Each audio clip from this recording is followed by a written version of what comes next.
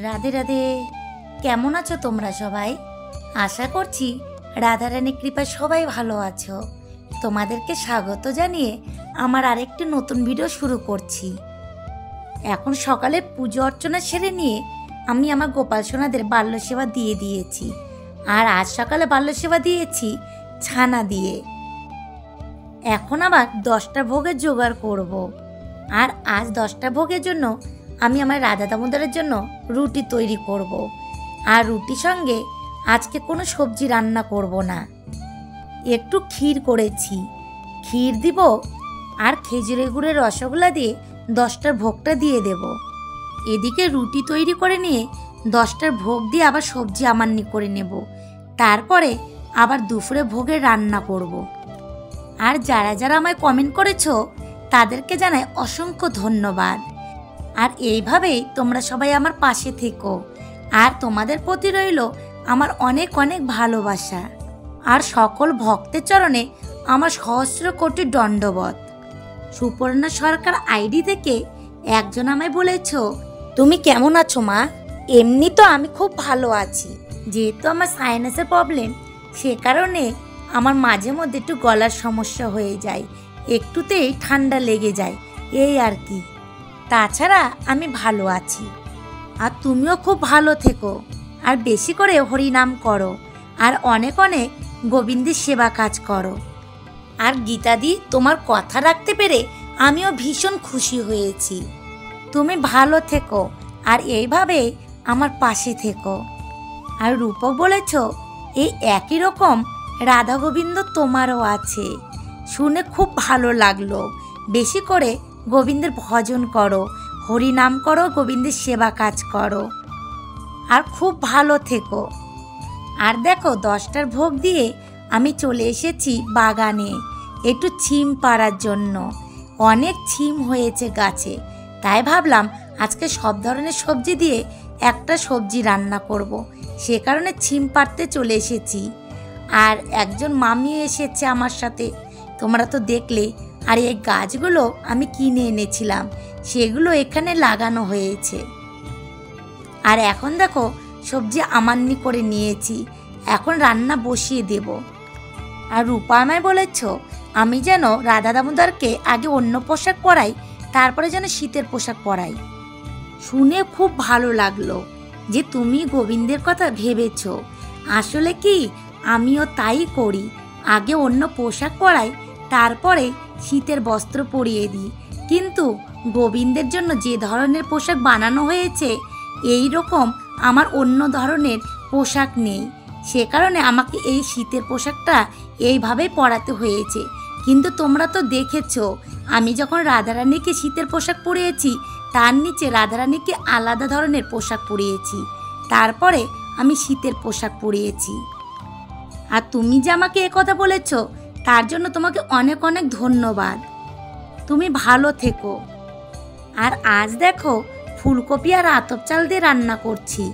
আর এই রান্নাটিকে আমরা বলি চালকপি। তোমরা কি বলো অবশ্যই আমাকে জানিও। আদিত্য ভাই আমায় বলেছ, দিদি আমার ভিডিও কেমন লাগে তোমার? আর তার সাথে বলেছ, তোমাদের মতন তো আমি আর অত ভালো রাধা গোবিন্দের সেবা করতে পারি না, তোমাদের কৃপাতেই যতটুকু করতে পারছি। আসলে কি ভাই, আমরা সকলেই প্রভুর কৃপাতে তার সেবা করছি। আমাদের আর কতটুকুই শক্তি বলো? আমিও যে গোবিন্দের সেবা করতে খুব ভালো পারি তা নয়, আমিও আমার গুরুদেবের কৃপাতেই একটু গোবিন্দের কর্ম করছি। তাছাড়া আমার কোনো শক্তি সামর্থ্য কিছুই নেই। শুধু একটা কথাই বিশ্বাস করি, বেশি বেশি করে হরিনাম করতে হবে আর অনেক অনেক গোবিন্দের সেবা করতে হবে। আর গোবিন্দের উপর অনেক অনেক নির্ভর হতে হবে আর বিশ্বাস রাখতে হবে। আর যতটুকুই কর্ম করব অনেক প্রেম ভক্তি সহকারে করব। কিন্তু আমার তো অত প্রেম ভক্তি নেই, কিন্তু চেষ্টা করি ভক্তি সহকারে গোবিন্দের সেবা কাজ করার। যদি একদিনও গুরু কৃপার ফলে যদি একটু প্রেম ভক্তি হয়, সেই কারণে। আর তোমার ভিডিও আমার খুব ভালো লেগেছে। আর তোমার গোবিন্দের সেবা কাজও আমার ভালো লেগেছে। অনেক অনেক গোবিন্দের সেবা কাজ করো। আর অনেক অনেক হরি নাম করো। আর ভাই তুমি খুব ভালো থেকো। আর ইতি আমায় বলেছ যে তুমি তুলসী মালা ধারণ করেছো, শুনে ভীষণ ভালো লাগলো। আর তার সাথে কথা বলেছ তুমি মনে কোনো শান্তি পাও না, আর কোনো কিছু তোমার ভালো লাগে না। আর আমি তোমাকে এই একটা কথাই বলতে পারি যে তুমি বেশি করে হরিনাম করো। হরিনামে একমাত্র শান্তি, এই জগতে আর কোথাও শান্তি নেই। বেশি করে হরিনাম করো আর অনেক অনেক গোবিন্দের সেবা কাজ করো, দেখো মনে অনেক আনন্দ পাবে আর মনে অনেক শান্তিও পাবে। আর সবসময় ভাববে তোমার পাশে কেউ না থাকলেও গোবিন্দ আছে।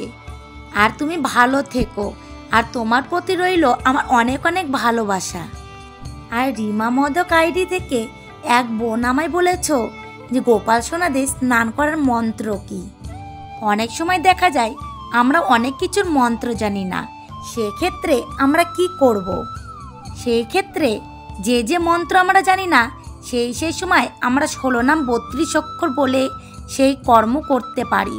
16 নাম 32 অক্ষর মানে হরিনাম করা, কারণ এই হরিনামকে মহামন্ত্র বলা হয়েছে। এই হরিনাম করলেই আর কোনো মন্ত্রেরই কোনো প্রয়োজন হয় না। আর এই 16 নাম 32 অক্ষর হরে কৃষ্ণ কৃষ্ণ কৃষ্ণ হরে হরে, হরে রাম রাম রাম হরে হরে। আর গোবিন্দের আমরা যে কোনো কর্মই এই 16 নাম 32 অক্ষর এই হরিনাম মহামন্ত্র বলেই করতে পারি। আর তুমি জানতে চেয়েছ গোপাল সোনাদের স্নান মন্ত্র। আমরা গোবিন্দকে কিংবা গোপাল সোনাকে যদি শুধু জল দিয়ে স্নান করাই তাহলে এই মন্ত্র বলে আমরা স্নান করাই। ওম যজ্ঞায় যোগেশ্বরায় যোগপতয়ে যোগ সম্ভবায় গোবিন্দায় নমো নমো ইদং স্থানীয়ং। এই মন্ত্র বলে গোপাল সোনাদের স্নান করাতে পারো। আর তুমি অনেক ভালো থেকো, আর বেশি বেশি করে গোবিন্দের সেবা কাজ করো আর হরি নাম করো। আর অবশ্যই গোপাল সোনাদের সেবা করতে গেলে কণ্ঠে কিন্তু তুলসী মালা ধারণ করতেই হবে। তুমি ভালো থেকো বোন, আর গোবিন্দের পথে অনেক অগ্রসর হও, এইটুকুই আমার রাধা দামোদরের কাছে আমি প্রার্থনা করি। আর সুদীপ্তা রায় আইডি থেকে এক বোন আমায় বলেছ যে তুমি গোপাল সেবা একা একা করতে পারবে কিনা। আর তুমি বলেছ স্বামী স্ত্রী এক মন না হলে এ গোবিন্দ সেবা কাজে এগোনো যায় না। আর বলেছ যে 3 দিন তুমি গোবিন্দের সেবা কাজ করতে পারবে না, সেই 3 দিন কি গোপাল সোনাদের দুধ দিলে হবে। আর বলেছ দিদি তোমাকে আমি বিরক্ত করছি। বোন, এ কথাটি কখনো বলবে না, কারণ তুমি তো গোবিন্দের সেবা কাজ করার জন্য কিছু জানতে চাইছো আমার কাছে। সে কারণে আমি কখনোই বিরক্ত হব না। আমি যতটুকু জানি আমি তোমাকে অবশ্যই বলবো। দেখো বোন, প্রথমত তুমি ওই 3 দিন গোপাল সোনাদের না ছুঁয়ে দূর থেকে তুমি ভোগ দিতে পারবে, যেহেতু তোমার বাড়িতে গোপাল সেবা করার মতো অন্য কেউ নেই। সে কারণে তোমাকে দিতেই হবে, কারণ গোপাল সোনাদের তো আর অভুক্ত অবস্থায় রাখা যাবে না, সেই কারণে। আর তুমি দুধ এবং ফল দিয়ে তুমি ওই 3 দিন গোপাল সোনাদের সেবা দিতে পারো। আর এ কথা বলেছ স্বামী স্ত্রী একমত না হলে ভক্তিপথে এগোনো যায় না। এ কথাটি তোমার ঠিক, কারণ স্বামী স্ত্রী যদি দুজনেই গোবিন্দের সেবা কাজে যুক্ত থাকে তাহলে গোবিন্দের সেবা কাজ খুব ভালোভাবে করা যায়। কিন্তু দেখো, কারো স্বামী যদি এই গোবিন্দের পথে যদি না আসে তাহলে কি সেই স্ত্রী কোনোদিন গোবিন্দের সেবা কাজ করতে পারবে না? তা নয়, অবশ্যই তুমি গোবিন্দের সেবা কাজ করতে পারবে।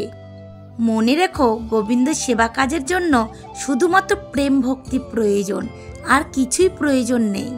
আর ভক্তি সহকারে গোবিন্দের সেবা কাজ করো, দেখবে একদিন তোমার স্বামীও এই ভক্তি পথে আসবে।